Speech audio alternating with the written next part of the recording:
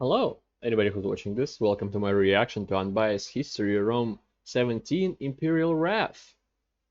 And right before recording this, I became very sleepy. I don't know why, but I'm gonna do this anyway. I'm also very, very hungry, so maybe that's the reason. Anyway, what did I want to say? If you want to help out the channel, there's the donation link in the description below. You can also just like, subscribe, comment, whatever you want, and let's. I want to plug the headphones before the video, but I forgot. Let's begin.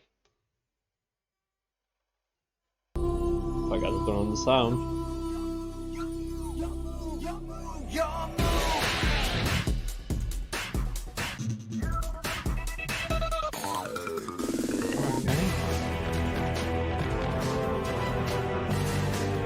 I have no idea what this is from. I guess copyright claim will tell me. Sounds funky. Be Yu-Gi-Oh? Your move?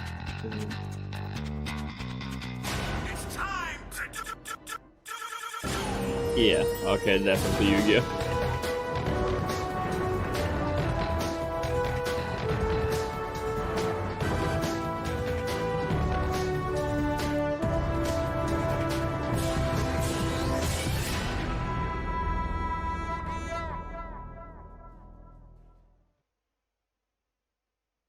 The light of Rome fades, the barbarians near, and the storm gathers. So This much quieter. is the beginning of the end. Constantine was dead, and the first to react was the middle child, Constantius II, then appointed to lead the Sassanid campaign. He then rushed to Constantinople to see the funeral of his father, overseen by Eusebius, the Arian bishop that baptized him. Constantius then buried his father, the equal of the apostles, on the Temple of the Apostles, surrounded by his half-uncles and half-nephews, who he then had all slaughtered in the massacre of the princes, blaming them for the death of his father in his paranoia, and seeking to prevent future power disputes in his good sense. Again, half Fausta, half Constantine. The only males he spared were 3 of his cousins, Gallus, Nepotianus, and Julian, due to them being mere children, then sending Julian and his brother to go study under Eusebius, who then had him read every single book about Christian and pagan theology there was, which he did voluntarily as a natural prodigy, while Gallus picked his nose or whatever. If you're wondering about the discrepancy, remember that they are half-brothers. Julius Constantius had Gallus with his first wife, Galla, who had firstly had a daughter, by the way, and that nameless elder sister would then have her own daughter, Justina, who would eventually become famous for her radiant beauty. Constantius then divided Damatius's lands with Constans, who, since he wasn't yet an adult, was placed under the custody of Constantine II until he came of age. The brothers were then each proclaimed Augustus, and went their ways. Constantius should defend the east from Shapur in a brutal war, Constans should have gay sex every day while he heard a prophecy of him dying in his grandmother's arms, and Constantine II should grumble over his desire for more territory. Not only that, but back in the time of the Council of Nicaea, after Santa Claus had beaten the shit out of Arius, that co-substantialist leader, Athanasius is the name, eventually got himself banished to Gaul for his own Christ cuckery, and after convincing Constantine II to let him return east, Constantius sent him to fuck right off again, as he now adhered to some semi-Arianism, reflective of his dual nature of good and evil. Angered, Constantine II then ordered Constans, who had recently re-lost Dacia by the way, to give him all of the African provinces, threatening war. Constans submitted, of course, but didn't give up the lands of Carthage, claiming he was part of Italy, which is kinda justifiable. And since Constans had just come of age, lacking the authority to order him around, Constantine II just invaded Italy to take what was his by right as the eldest brother, marching to Aquileia, getting ambushed near it, and killed. But you know what Constantine II did get? The Bibulus Award. I've been waiting for someone that deserved it a lot, and man. The 2 remaining brothers then split the empire among themselves, and passed a law banning gay marriage, not gay sex though, as Constans constantly demonstrated. All while Constantius kept fighting Shapur II for years, fighting battle after battle, retaking fort after fort. In his spare time, he appointed Eusebius as the bishop of Constantinople, who then died like a second later. He was then replaced by a dude Constantius had banished, so he sent his Magister Equitum to undo that, and the Christians burned him alive for that, would you believe? The furious Constantius then rode to the capital and instigated such fear that all of the plebs apologized, and he settled with cutting their food in half and re-exiling the Nicene bishop. re-exiling him to Constance west that is, surrounding him with so many Nicaean men that not only did he came, but he became Nicaean as well, ordering an ecumenical council to lift the exiles, which the eastern bishops ignored anyway. And taking a cue from his dead brother, Constans threatened Constantius with war if he didn't lift the exiles, which Constans reluctantly accepted to avoid a civil war. Having his way in politics, Constans then returned to having his way on the bed, being such a neglectful emperor that his legions, the ones fighting off the barbarians while he fucked all day, began to resent him. Something the commander of the Rhine legions, Magnentius, together with his two other generals, Marcellinus and Silvanus, noticed, thus revolting and acclaiming him as Augustus. And I don't know how he did this, but he got a hold of Justina as well, and married her, despite the fact that she was just a kid at the time. When the revolt became known... I forgot to say a thing in the beginning, is that I have a plan in motion that probably will start with this video today. I'll be releasing 2 videos a day. One of them is going to be a video like this, where I react to something with a video. Probably YouTube video, most likely. And the other one's going to be a kind of a watch-along reaction to... Right now it's going to be anime. Right now it's going to be even... that time I reincarnated as a slime. Because I managed to do it without editing, so I don't waste a lot of time, and it's 20 minutes, not 40 every time, so I know what I'm in for.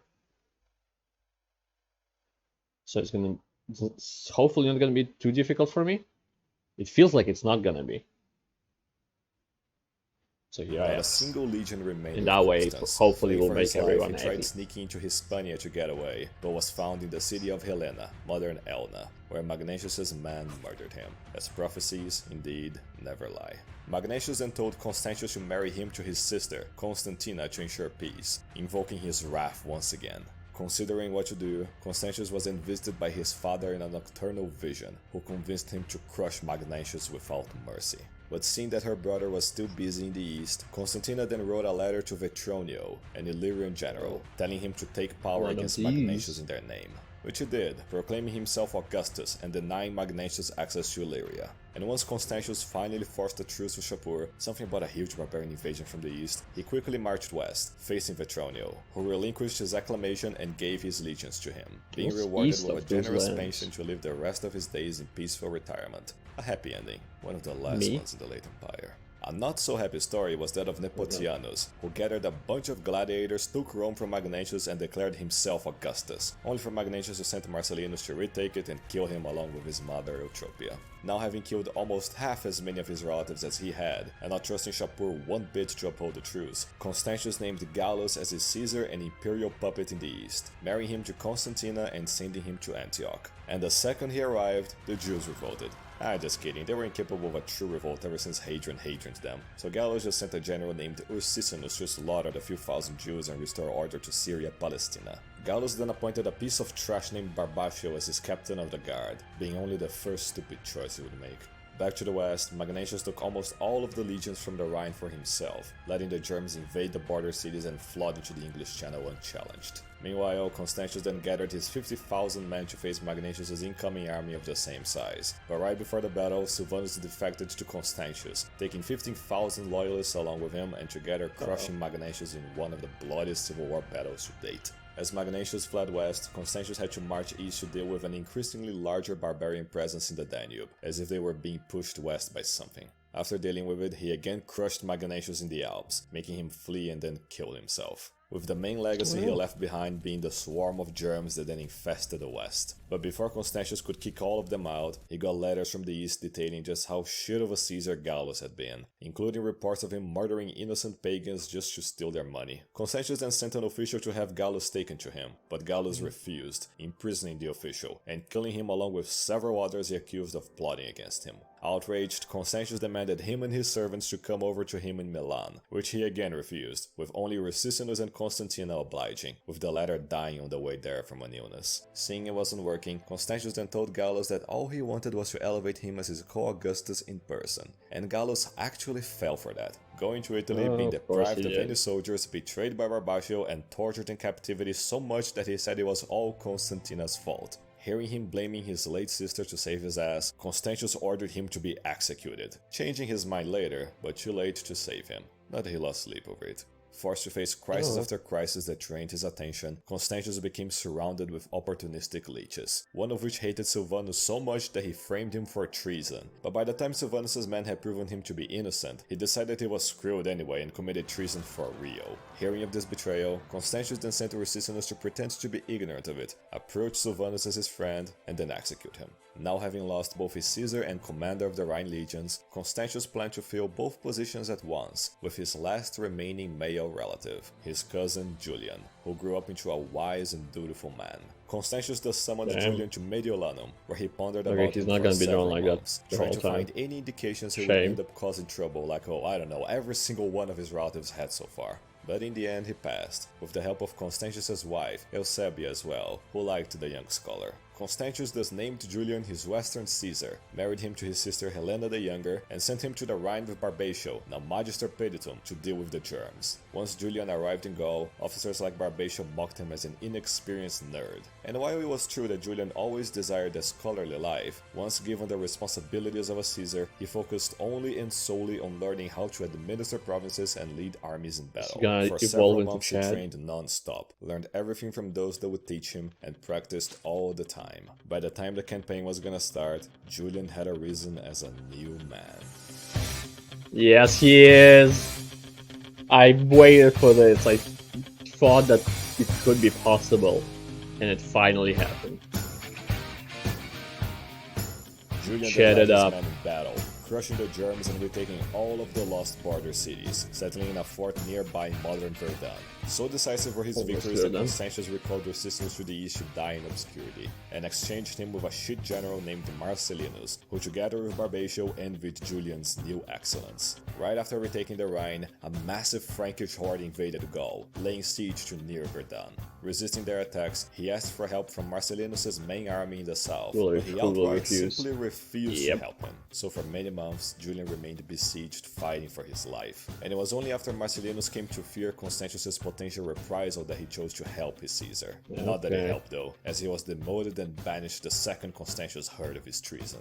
Julian then devised a punitive campaign, taking 13,000 men to invade through the west and giving Barbatio most of his army to invade the south. And to undermine Julian, Barbatio secretly let a German horde pass through and siege Lugdunum, forcing Julian to march south and break the siege, and Barbatio just let the horde go through without attacking them. With supplies from Britannia impossible to get, Julian then asked Barbatio for 2 grain shipments and 7 ships for the campaign, which Barbatio set ablaze instead. Julian then crossed anyway and ordered Barbatio to help him, and in response he unilaterally declared the campaign over and left Julian alone in Germania. As he barely crossed back into the empire, the Alemanni king, Cnodomar, followed on Balomar's steps, uniting 6 German tribes into a confederation and attacking Julian with a horde more than twice his army size. Making a stand nearby modern Strasbourg, Julian held back the Alemanni hordes, and even when they breached the lines, the Palatine legionaries slaughtered them, making the Germans flee in terror across the Rhine, bombarding them as they swam away, capturing Cnodomar before he could flee, and in total killing thousands of Germans while losing only a few plebs, later sending Cnodomar to his cousin Constantius as a gift to the emperor.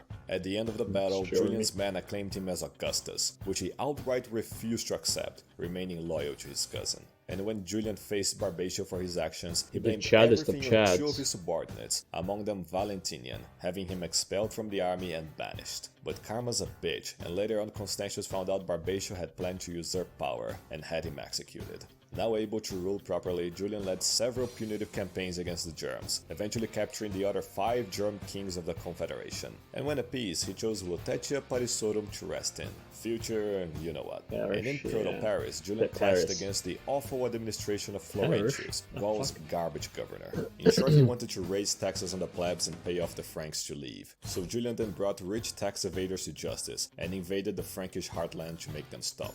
During it all, as Constantius was paying his first visit to Rome, he received a threat from Shapur, demanding all lands that had been ceded to Galerius and Diocletian decades back. And what's more, his wife Eusebia had just died, leaving him alone with the Interesting that Shapur sent somebody to ask for land instead of just attacking like it would normally go. around him. Constantius refused Shapur, especially after he had destroyed several cities and legions. And with We already Fallacious invaded. bitterly Okay, lying makes about sense. Julian There we being a go. traitor, Constantius called upon Julian's legions to be sent east as reinforcements, testing if he would remain loyal. Receiving the order, Julian then told the legions to follow him east, but they refused. He insisted and insisted, but the majority pleb and partially Germanic soldiers felt no sense of duty to the broader empire. Indeed, with threats of mutiny at hand, and with the legions acclaiming him Augustus again, he told them he accepted the title to put them in line. Then writing to Constantius, as a Caesar, that he would raise some Hispanian legions in their place, but Constantius's leeches convinced him this was proof of disloyalty. And yet he still focused on Shapur's invasion, for deep down, Julian was the last person alive Constantius respected. And while fighting the Germs, Julian learned that they had been incentivized to attack them from eastern officers, so he resolved to march east and settle this issue. Marching east, he then laid siege to Sirmium, which he took by having the garrison commander kidnapped and made to surrender it. The father-in-law of a soldier named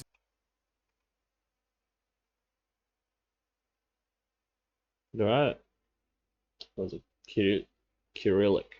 Cyrillic? How you pronounce that in English? I think Cyrillic letters I used, but it's not Russian. he took by having the garrison commander kidnapped and made to surrender it. The father-in-law of a soldier named Jovian, who wasn't there.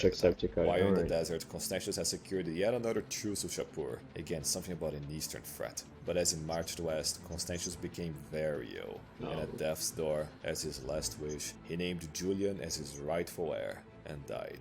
At the time, Julian had been resting in Issus, the homeland of the Constantinians, and when he heard of Constantius' death and last wish, he set forth to Constantinople. There he oversaw the burial of Constantius, placing him beside his father, with the help of Jovian, who was there at the time. Acclaimed as the sole Augustus, Julian rejected both divine autocracy and imperial power sharing, choosing instead to revive the Principate, citing the Antonine emperors as his role models. Like Hadrian, he reformed the administration to run better by purging all of the leeches. Like Trajan, he granted the provinces, plebs, and senators autonomy. And just like Marcus Aurelius, he spent much of his free time on matters of philosophy, specifically pagan philosophy. Few came to understand Christianity better than Julian, and in addition of studying the pagan faiths, Julian had realized the truth. In his own words, The hell? Became very windy in my metal blinds. Started knocking on the balcony. he had spent 20 years a Christian, and 12 in the true way, the way of Helios, the sun god. Yes, Julian realized God's true nature, viewing the traditional ancient gods as allegories, as aspects of a philosophical divinity, professing a preference of paganism through his famous works that address this divine entity. Indeed, for after seeing Christianity so radically creep into Roman society at pagan expense, Julian sought to remove the special treatment Christians had gotten in excess, and for that they named him Julian, the Apostate, and in turn he called them the Galileans. True to Constantine's Edict of Milan, Julian issued laws ensuring that the state wouldn't favor any religion to another, happily hiring competent Christians to serve in high positions, like Jovian, now captain of the Palatinian, and Valentinian, now returned from exile. One of his main pet projects was to organize paganism as a united religion to stand on par with Christianity, but it was frustrated due to the decadence of its temples, among many other things. And so to restore the pagan cults, he visited the temple of the sun god Apollo, finding it in an absolutely appalling state, and fearing what divine punishment might be incurred if the cults of old were not respected, he began trying to restore it. And how did the Christians react, you ask? Yes, they set fire to it, and they would pay dearly for it. Not to Julian though, for despite their hatred for him, the worst thing Julian ever did to the Christians was to forbid them to teach the classical texts. And despite him being the most approachable emperor in decades, the plebs were estranged by him not lording over them. I mean, he did try to rebuild the Second Temple just to annoy the Christians a bit, but it's their fault if they can't take banter. But then again, as emperor, Julian always sought to focus on protecting the empire above all. And in a move that would pick up where his uncle and cousin left off, Julian emulated Trajan and sought to end Eastern barbarity for good, splitting the army with his maternal aka non-Constantinian cousin, Procopius, who he ordered to bait the Sassanids north and then link up with him at Ctesiphon. Using brilliant strategy, he invaded through the Euphrates River and used an old canal he had read about to cross into the Tiber and siege Ctesiphon unexpectedly, passing through the monument Trajan had built nearby long ago. But Procopius was late to link up. Very late. forcing Julian to attack Ctesiphon right away, but failing to do so due to not having enough soldiers. And after Shapur had destroyed his own lands to deprive Julian of food, he continued waiting, but Procopius never that's kind of what Russian did when Napoleon attacked day, Moscow. Shapur attacked Julian from all directions at once with his hordes. The attack was so sudden Julian had no time to armor up and rushed out to lead his legions. And in the midst of fighting, Julian was impaled by a spear, which he fiercely tried taking out, cutting his hands and losing so much blood that he collapsed on the battlefield. Taken away from the battle, he resisted for several days, but The never first did revolt, recover. Chad. In his last breath, he ironically said, "Vicisti, Galilei, you have won, Galilean." He was the last of the Constantinians, and the last pagan emperor to rule Rome. Mourning Julian, but needing a quick replacement, the generals eventually voted Jovian to be the new emperor. Now himself the sole Augustus, Jovian tried buying more time for Procopius' army to link up with them, but nope. And after getting encircled, Jovian surrendered to Shapur II. Had he had his way, Shapur would have enslaved, tortured, and killed every last one of them, but his attention was needed east, for an evil even greater than his own threatened him. Jovian thus returned west by giving up all of the lands gained by Galerius and Diocletian, and only then Procopius' army met with him. In his short and highly mocked reign, he was convinced by Athanasius, yet still alive, to restore all of Christianity's favoritism over paganism, ordered Valentinian to guard an inconsequential area near Nicaea, sent Julian's corpse to be buried by a half-Frankish general, Meribaldis, and then went to sleep. And out of all ways for an emperor to die, after he slept nearby a lit brazier, the heat made the freshly painted walls release poisonous fumes, which killed him over the night. The surprised generals then sent word to the nearest competent general, the consequentially nearby Valentinian, to fill the power vacuum. Now the emperor, Valentinian was among the diminishing minority of true Romans still bearing its old values, among them an intense hatred for germs. And choosing to focus on said germs, when he got to Constantinople, he split the empire with his brother, Valens, giving him the east as co-Augustus, while he took the west to do the only thing he enjoyed in life. When he got to the Rhine, he made it clear to the germs that he was not their friend. Never directly though, as Valentinian knew he always got too angry when dealing with germs in person. And in the east, Valens heard that Shapur was, torturing the Armenian king to death, so he marched his legions there to stop him. But just as he did, Procopius emerged out of nowhere and took Constantinople for himself, claiming that Valentinian was dead and that Julian had named him as his heir, bribing 2 pleb legions into his service along with allying with the Goths. When the news reached the west, Valentinian prepared to go help his brother, but once begged to stay by the locals, and after the germs invaded Gaul, Valentinian concluded protecting his citizens was more important than saving his family. Valens in turn, after pondering suicide, chose to fight on. And despite some setbacks, he managed to defeat the usurper's army, making them betray and deliver Procopius to him chained, who he then had executed. Not the last Procopius we will hear from, unfortunately. Valens then concentrated on the Goths, leading a campaign against them and winning some victories, but had to retreat, for more and more Goths were concentrating in the Danube. And while he was restoring Diocletian's fort in the Danube, the dead Armenian king's son, Pap, yes his name was Pap, came to him asking for help against Shapur, who was again ransacking Armenia. While in the west, Valentinian did what he did best, slaughtered thousands of invading germs. As emperor, Valentinian gained a reputation for brutal justice, ordering straight-up execution for anyone remotely barbaric or disrespectful towards Rome. And to carry out the executions, he kept 2 huge bears as his pets, Golden Camel and Innocence, ordering them upon anyone foolish enough to break the law. His wife was a bisexual woman named Marina, and I say bisexual because the moment she got acquainted with Justina, now an adult and the most beautiful woman in the empire, she practically implored Valentinian to marry her too to get an imperial threesome going. So then Valentinian issued a law that made polygamy legal, on top of another one that forbade the clergy from inheriting property, as they were growing far too greedy for his liking. But never satisfied, Valentinian then gathered a massive army to launch a punitive campaign in Germania. Greedy Christians? Never heard of them. But had to cancel it, for he caught wind of a conspiracy against Rome. A great conspiracy. Sensing weakness on the western frontiers caused by Magnentius' revolt, the Franks, the Picts, and the Hibernians conspired with some plebeian traders to make Britannia burn. And among them was another conspirator, a new Germanic race, those who desired Britannia the most. The Saxons. Invading simultaneously, the Saxons and Franks broke through the southern forts Carausius once built. The Picts bribed the plebeian traders to let them through Hadrian's Wall, and the Hibernians invaded through the undefended western shore. By the time Valentinian was informed, almost all of Britannia had fallen.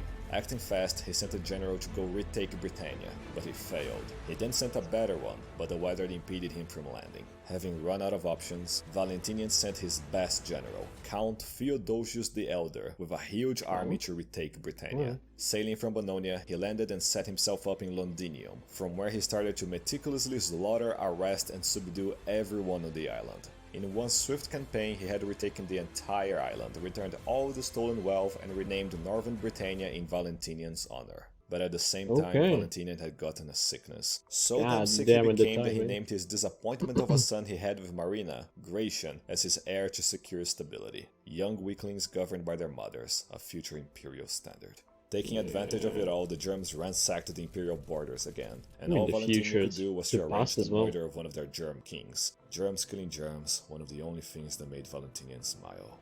And after recovering, Valentinian then led his delayed punitive campaign with vicious brutality, disinfecting the frontier as much as possible.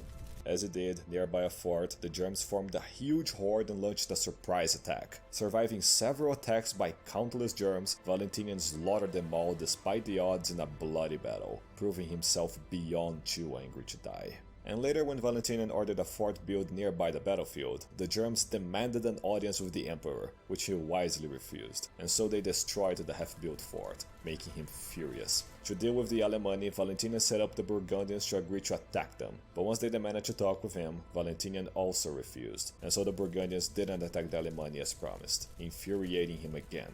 Later, as Theodosius was doing his best to civilize the Germs, news reached him and Valentinian about the pure shit show going down in Africa. The governor was shit, the Moors had revolted, the plebs were plebbing, so Valentinian sent Theodosius to go fix it, which he again did swiftly, arresting the shit governor and capturing the Moorish rebel leader Sulla style. As for Valentinian, he continued ordering forward bases built in barbarian lands, this time in the Danube. You know the drill, they demanded an audience, were ignored, this time by the local official in Valentinian's name, and so they attacked the fort under construction. Addressing it, another commander invited the Germ leadership for dinner, and slaughtered them all to prevent a revolt. But who said that Germs need leadership to cause trouble? Nah. Instead, they just invaded along with the Sarmatians like the mindlessly destructive horde they were. 2 legions were then sent to stop them, but the 2 plebs leading them were shit, didn't cooperate and failed to fight the barbarians, a future standard for imperial legates. Another smaller Sarmatian horde invaded Moesia as well, but were halted by the legions of the local governor, the son of Theodosius, the Theodosius, and my blood is already boiling. Getting notified of the invasion, Valentinian once again suppressed his anger, and left the Rhine after a whole decade to go save the Danube. Arriving in the provincial capital, he found it completely abandoned, a casualty of the marauding barbarians, making Valentinian crush them and counter-terrorize their mud huts. And as he did, the barbarians began pleading for mercy, vowing their innocence and blaming it all on the Romans, which made Valentinian even angrier. And so he judged the barbarians guilty and further destroyed their lands into submission. After that, Valentinian simply had had enough. German barbarity, treason against Rome, insubordination towards the emperor, and years of suppressing his anger had driven him to the very limit. Which is why he then sought peace, ending the victorious campaign and returning to chill in his camp.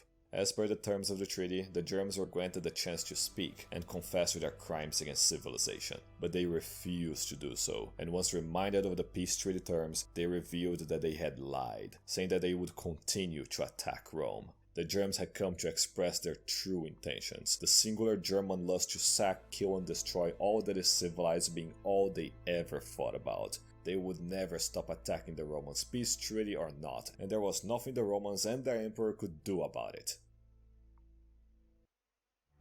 Or kill them?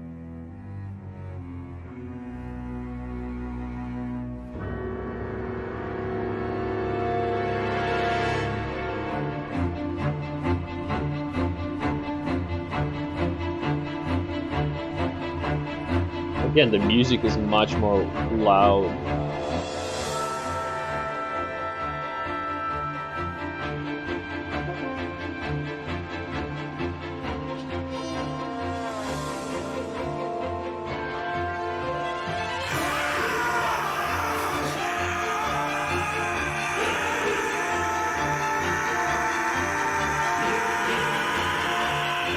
That Dragon Ball sound? But distorted.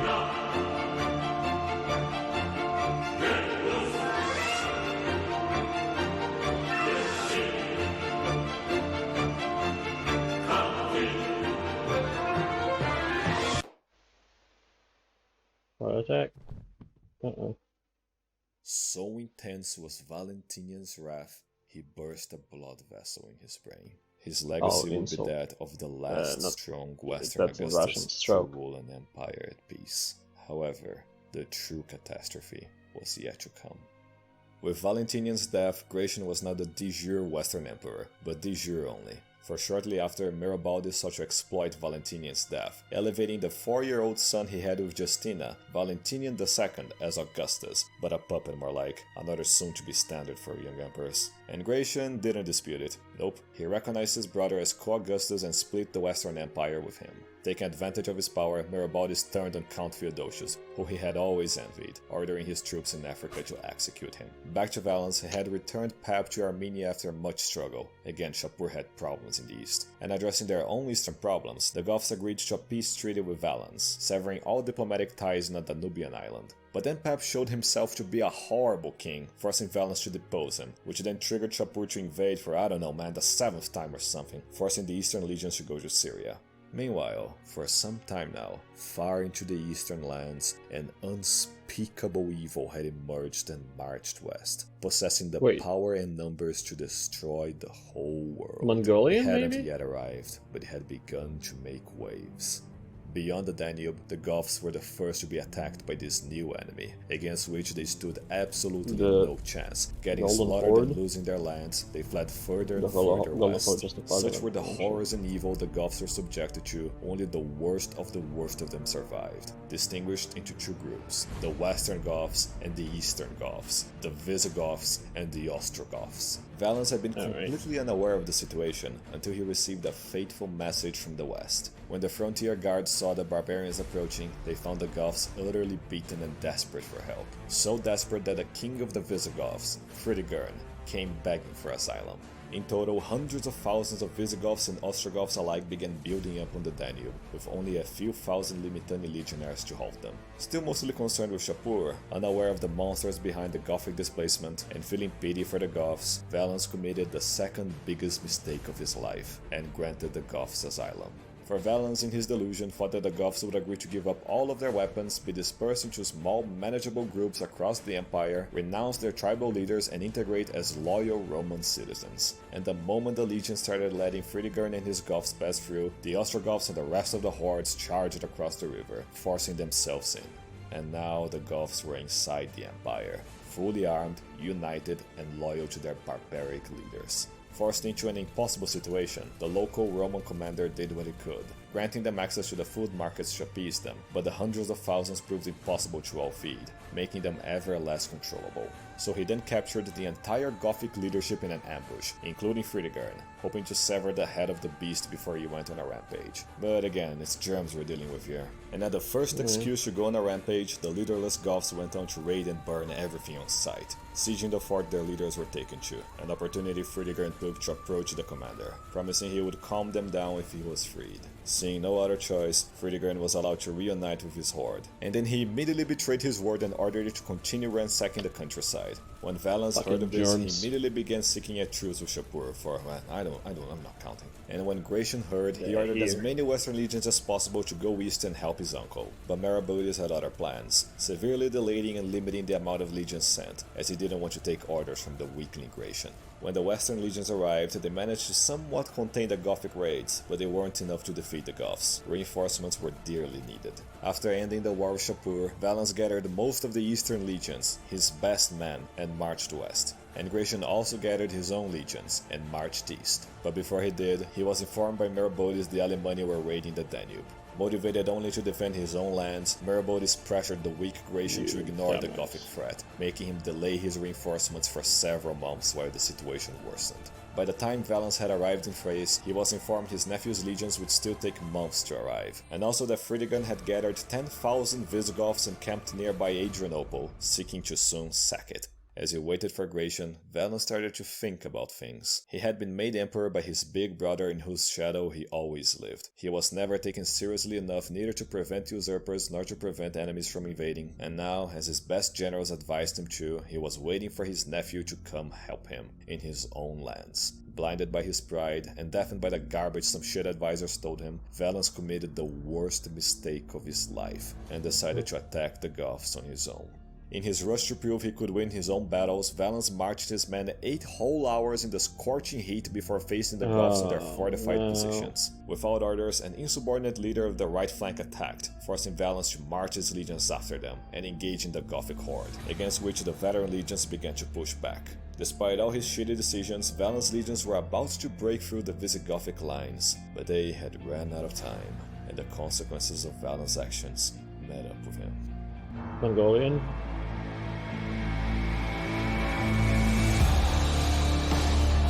That's more germs.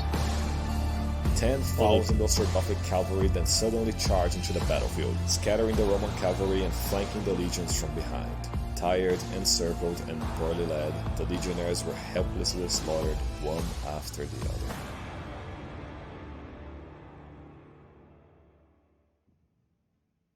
After the catastrophe, the wounded Valens was taken by a survivor to a nearby farmhouse, where he was placed to recover from his wounds. While outside, the Goths continued to burn everything on sight, including the farmhouse, unaware of who he was delayed inside. The Eastern Emperor was dead, most of his legions destroyed, and a gigantic Gothic horde now raided the Empire with no army to stop them. They would never leave. Among the many invading Goths, the seeds of future despair came with them, among them a young child. Out of all barbarians that brought misery to the pages of history, few matched the deeds of the future king of the Visigoths. Few indeed, but not none. In fact, the greatest threat the Empire would ever face was not Germanic, nor like anything they had ever faced before. They were beyond evil. They were the scourge of God. They were the Huns, and they were here. Yep. The Huns, the Genghis Khan, all that stuff. Mongolians or Mongols. I don't know how to call them correctly. I thought the timing is about right. But yeah, they had an enormous amount of armies and stuff. Because they were coming from the part where Russia is now. They were going through Russia. Well, I don't remember what it was called back then. Was it Rus? Maybe. Doesn't really matter if they were going through it like knife through butter. Just fucking everybody up. Consuming everything. The Golden Horde was a big thing. But they weren't doing that for too long, I think. Right? They fell apart into different hordes, and then some hordes went at war with each other and stuff like that. At some point they ceased. Something like that. We'll see how it goes in the West. In the West from my position. But in Rome. I believe there are 2 videos left. Barbarians at the Gates and the Fall of Rome. Before it becomes Byzantium Empire. So we'll see. I'll probably will release them soon.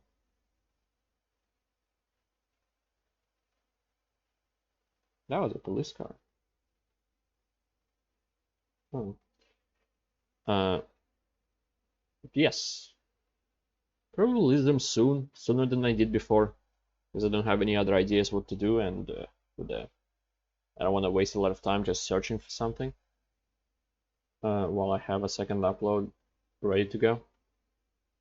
Or not ready to go, but it needs to record. No, whatever. That's behind the scenes stuff that you don't care about. So, thank anybody who watches. This was a good video, but it was, I guess, after Constantine. Now it's gonna be more sad and like epic and stuff like that. So it feels, I feel bad for them, but also the editing was a bit odd, where music was extremely loud while the dialogue, I don't know, the speech was much more quiet, but still a good video. So thank you anybody who watched this. I appreciate it a lot and I hope to see you next time. Goodbye. Have a great life, because one of us has to.